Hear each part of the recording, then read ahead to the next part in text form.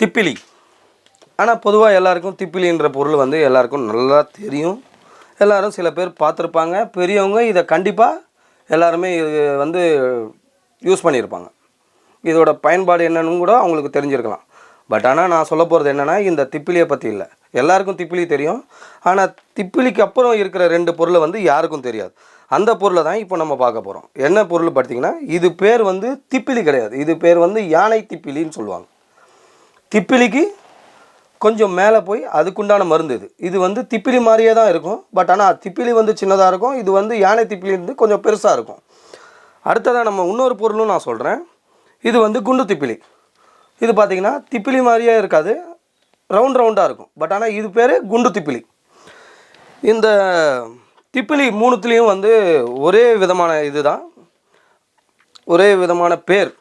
மற்றபடி பயன்களும் கொஞ்சம் கிட்டத்தட்ட அதே மாதிரி தான் இருக்கும்.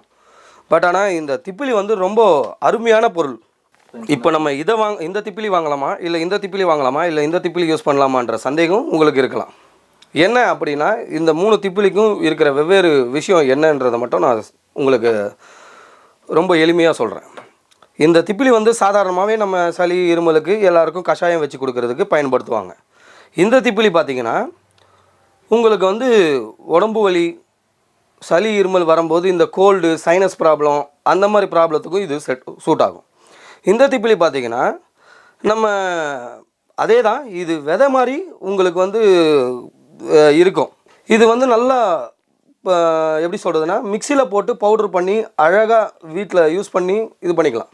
இதெல்லாம் வந்து நீங்கள் மிக்சியில் போட்டு யூஸ் பண்ண முடியாது, அப்படியே போட்டு தான் கொதிக்க வைக்கணும். இதை வந்து மிக்சியில் போட்டு பொடியாக்கி யூஸ் பண்ணலாம், பயன்படுத்தலாம்.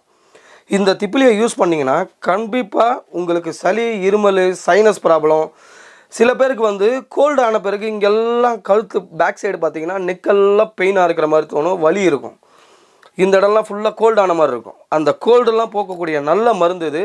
இந்த திப்பிலியெல்லாம் இந்த அரிசி திப்பிலி எல்லாருமே சாதாரணமாக பயன்படுத்துவாங்க. ஆனால் இந்த யானை திப்பிலியும் இந்த குண்டு திப்பிலியும் யூஸ் பண்ணியிருக்க மாட்டாங்க. அதை விட இது கொஞ்சம் 2மே வந்து நல்ல பவர் கிடைக்கும், நல்ல உங்களுக்கு சத்தும் கிடைக்கும். இதுவும் அதே மாதிரி வகையான மருந்து தான். இதையும் பயன்படுத்தி பாருங்கள். உங்களுக்கு அதை விட இது நல்ல பெனிஃபிட் கொடுக்குதா இல்லையான்றதை மட்டும் நீங்களே பயன்படுத்தி பார்த்தீங்கன்னா உங்களுக்கே தெரியும். இதை நான் சொல்கிறத விட நீங்கள் இதை வாங்கி பயன்படுத்தி பார்த்தீங்கன்னா உங்களுக்கு ஈஸியாகவும் இருக்கும், நல்லாவும் இருக்கும். இதை வெறுமனே அப்படியே பயன்படுத்த முடியாது. இதை நல்லா வாஷ் பண்ணிவிட்டு இந்த அதில் இருக்கிற டஸ்ட்டெல்லாம் எடுத்துகிட்டு நீங்கள் வந்து நல்லா ஒரு அம்மிக்கல்லை வச்சு இடிச்சிட்டு ஒரு 4 பீஸ் எடுத்து ஒரு கிளாஸ் தண்ணி, சின்ன கிளாஸ் தண்ணி அளவுக்கு ஒரு 4 பீஸ் எடுத்து தண்ணியில் போட்டு நல்லா கொதிக்க வச்சு வடிகட்டி பனக்கல்கண்டு போட்டு குடிச்சிக்கிட்டு வந்தாலே உங்களுக்கு அந்த வலி, பெயின், சளி, இருமல் எதுவாக இருந்தாலும் சீக்கிரமாக குணப்படுத்தக்கூடிய மருந்து இது. எதுக்கு இப்போ வந்து இதை சொல்கிறீங்க, வெயில் காலத்தில் எங்கெங்க சளி, இருமல் அப்படின்னு சொல்லுவீங்க. அப்படி கிடையாது. நான் என்ன சொல்ல வரேன்னா, பசங்க இந்த டைமில் தான் வெயில் காலத்தில் நம்ம ஐஸ் வாட்டர் சாப்பிட்லாமா, ஐஸ்கிரீம் சாப்பிட்லாமா, பீச்சுக்கு போகலாமா அப்படின்னு சொல்லி ரொம்ப ஆசைப்படுவாங்க. அவங்கக்கிட்ட வேணாம்ப்பா, ஐஸ்கிரீம்லாம் வேணாம்ப்பா அப்படிலாம் சொன்னால் கண்டிப்பாக கேட்க மாட்டாங்க. ஆனால் அதுவே நம்ம அதையும் கொடுத்து அவங்களுக்கு தேவையானதையும் பூர்த்தி பண்ணிவிட்டு இந்த மாதிரி சிம்பிள் விஷயத்தை அவங்களுக்கு செஞ்சு ஒரு கிளாஸில் தண்ணி மாதிரி கொடுத்துட்டிங்கன்னா அவங்களுக்கு சீக்கிரமாக அதுவும் குணமடைஞ்சிடும், அவங்களோட விஷயமும் ஃபுல்ஃபில் ஆகிடும், நம்மளோட விஷயமும் அவங்களுக்கு போய் சேர்ந்துடும். இந்த மாதிரி முக்கியமான பயன்கள்லாம் நல்லபடியாக நீங்கள் பயன்படுத்தி யூஸ் பண்ணிங்கன்னா பசங்களும் ஹாப்பியாக இருப்பாங்க, நீங்களும் ஹாப்பியாக இருப்பீங்க. இதுக்கு பேர் யானை திப்பிலி, குண்டு திப்பிலி, திப்பிலி. இது பார்த்திங்கன்னா பிரியாணி அரிசி சைஸில் இருக்கும். இது பேர் வந்து அரிசி திப்பிலி, புரியுதுங்களா? அதுக்கப்புறம் இது வந்து யானையோட தந்தம் இருக்கிற மாதிரியே சைஸில் இருக்கும்.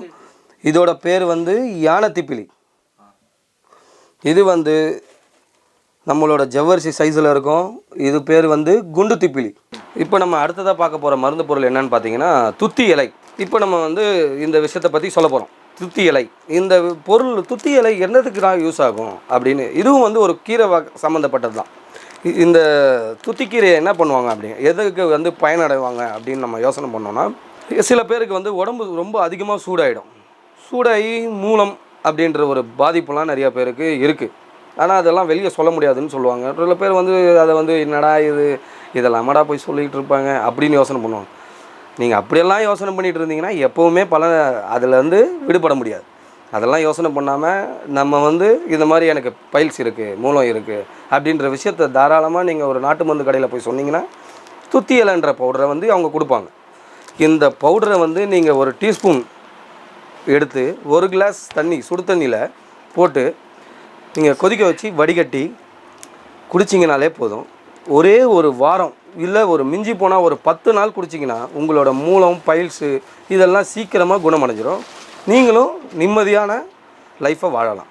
இந்த துத்தி இலை பவுடரை வந்து ஒரு டீஸ்பூன் போட்டு ஒரு கிளாஸ் தண்ணிக்கு நல்லா கொதிக்க வச்சு வடிகட்டி நல்லா ஆற வச்சுட்டு குடித்தா கூட பரவாயில்ல. ஆனால் குடிச்சிங்கன்னா இந்த போய் என்னடா இப்படிலாம் கஷ்டப்பட வேண்டியதாக இருக்குது அப்படின்ற கஷ்டமே உங்களுக்கு இருக்காது.